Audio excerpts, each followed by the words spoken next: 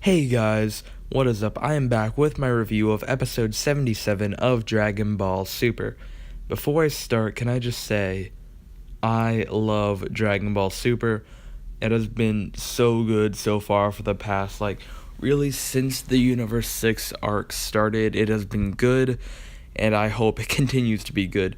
Anyways, episode 77 was a really big episode, and I thought it was a really great episode. Personally, one of my favorites of the series so far. Had a lot of great moments. Well, it started off, Goku, he had some vegetables and he sold them at like a farmer's market, it looked like, to this guy he called Pops. And it didn't really do anything, it was just a little nice whatever moment. Then Goku, he gets in Capsule Corp flying car thing, because for some reason Dragon Ball has flying cars. And he's just driving back, and then basically what happens, sorry, there's a phone problem. Basically what happens is a bunch of, some guys on the side of the road, and he's like, his truck's all broken down, so then he stops, and Goku stops, he gets out, the guy's like, can you help me get my truck out? And Goku's like, oh yeah, sure. And you already know this guy's gonna be evil because he has a mustache, and there's no good people with mustaches in Dragon Ball. And that sounds like a joke, but I am not joking. Name one person who started out good who also had a mustache. Yeah, there's none. The only person I can think of is Hercule Sand, and even he was like just kind of a bad dude. Like not like a villain, but just like annoying when he first entered the series. Anyways, moving on. He had a mustache, so I already knew he was bad news, and he was because he ended up being a robber who attempted to rob Goku. So then him and some buddies come out, they all have machine guns and start shooting up at Goku because Goku refuses to give them any money. Obviously Goku pretty easily dodges the bullets, catches the bullets, takes them out, whatever, right? But then there's one really notable, interesting moment here, and that is the fact that one of the bullets manages to damage Goku. Not as much as Krillin, where he just straight up got shot, but it gives him a little scrape. And this is big because from what we've seen, Goku was bulletproof, but it reminds me a lot of how he was able to get shot through the heart with a laser gun in Resurrection of F, and it's really just when he's not paying attention, that's when he's vulnerable to even bullets doing slight damage. Which I would like to note, it doesn't really make sense that he was damaged at all by a bullet, because when he was just a kid in the original Dragon Ball, he got shot in the head by Bulma, and I mean, it hurt, but it didn't really do damage to him, so it's really weird that he would get a scrape. But again, it's all about he's not paying attention, and that's what can cause these really weak attacks to do a lot of damage. I mean, it didn't do a lot, but it was a bullet, so shouldn't it do any? Anyway, so this makes Goku want to go train, so he goes home. Goten's like, hey, can I train with you? Goku's like, sure, but then Chi-Chi doesn't want to let them train. But anyways, they sneak out, go to Bulma's to try to get Vegeta. Goku's bribing Whis with some more food. So they get to the Vegetas, and that's when Bulma comes driving in on a cart. You already know it's weird because Bulma's driving on a cart, but she gets out, reveals that she's pregnant. She's like, oh, you came to visit me, that's so nice. And Goku's like, oh, yep, that's what I was doing. No, but basically she's like, oh, you were just here for Beerus. Anyways, Bulma's 9 months pregnant. She's apparently overdue, actually, so baby's gonna be born any day. And you actually get to see a really funny moment with Vegeta where he's in his he's in the same clothes he was in episode 2 when he was on vacation, and he is clearly nervous. You see him, he's thinking, and then he actually smiles, presumably thinking about the baby. He's happy about it. Then he sees Goku, kind of like, oh, Goku, you're here.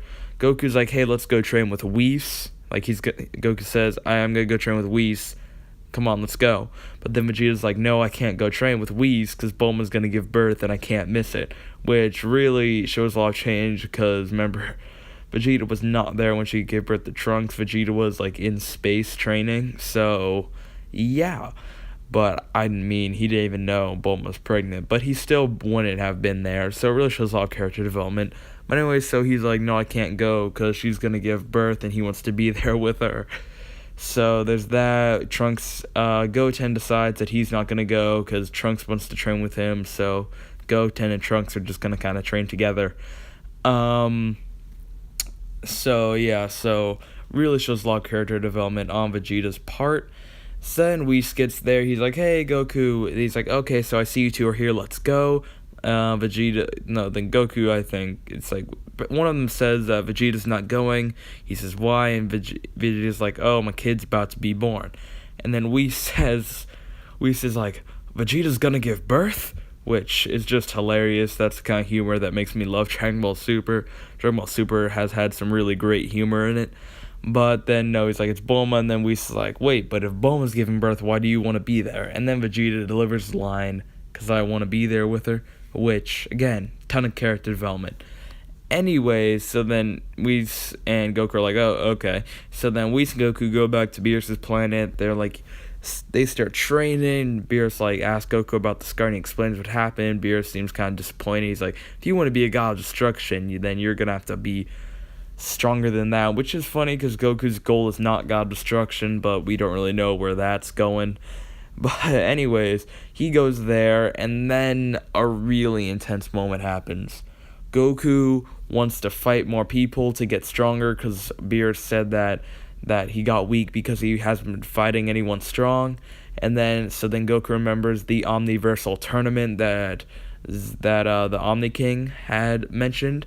So Beerus is like, he forgot about it, don't ask about it, don't do anything with it, because Beerus knows the danger that could come with it. And then he's like, no, but I really want to, nothing bad will happen. And Beerus is like, don't ask him. Whis agrees with Beerus and says, don't ask him. And then there's this moment, Goku's like, oh, whatever, I'm just going to push the button.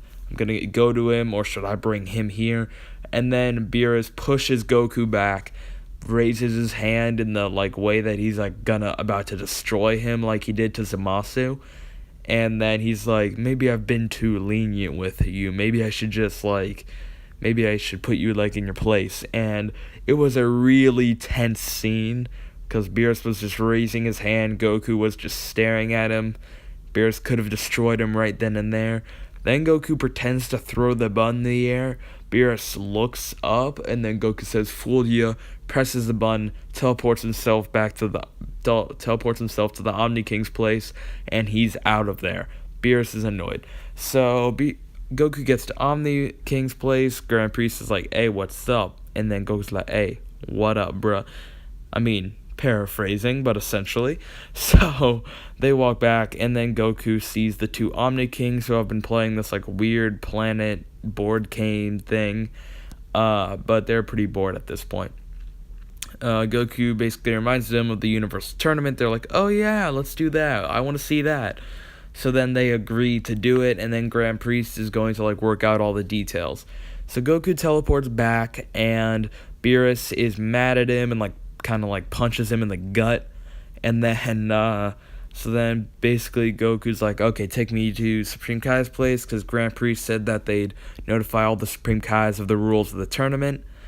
So Goku, Whis, and Beerus go to Supreme Kai's world there with the Supreme Kais. Then Grand Priest comes out of a portal and explains the rules of the tournament. 10 strong warriors from every universe will compete against each other. And then he gave some like really weird year on some like made up on like the gods calendar. And yeah, it kind of ended on that, and now it's basically how the episode ended with like, then they showed shots of like all the warriors from the different things, from different places, like Piccolo, Android 17, they showed a shot of him, Boo, Krillin, Roshi, Gohan, basically all the fighters that are going to be fighting. Showed all of that, so that is really cool. So overall, it was probably one of my favorite episodes of Dragon Ball Super. There have been some really great episodes so far, and there will be many great ones to come. I personally am predicting that this will be the best arc of Dragon Ball Super yet. I'd say the best one so far was probably the Goku Black arc, then the Universe 6 arc, then Battle of Gods, and I'd honestly say Resurrection of F was the worst one so far. Yeah, but that's just how I would personally rank it, but I feel like this one is going to be the best arc of Dragon Ball Super yet. I'm really excited. I can already see that there's going to be some great moments and fights. I feel like it's going to have a really serious tone because, as we know, the stakes will be very, very high. Also, they showed a shot of Gohan in the intro that makes me think that he will be training as hard as he possibly can once he finds out the stakes of this tournament, and that we will see the super strong Gohan back again. Anyways, guys, thank you for my little review talk about the episode and what I thought of it.